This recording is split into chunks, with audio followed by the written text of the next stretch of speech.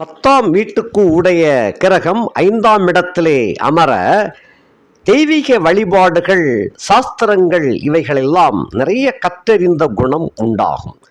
பிரபல ராஜயோகங்களும் கிடைக்கச் செய்வார்.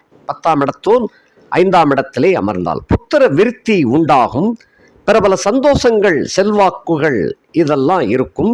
பெரிய மனிதர்களுடைய தொடர்பு, ஆசி, அவருடைய பழக்க வழக்கங்கள்லாம் கிடைக்கும். சாதாரண ஏழையாக பிறந்தாலும் கூட 10 குடையவன் 5ஆம் இடத்துல இருந்தால் உயர்ந்த உத்தமனோடும் பெரிய கோடீஸ்வரனோடும் இணையாக அமர்ந்து சாப்பிடக்கூடிய ஒரு வல்லமை அவர் கொடுப்பார்.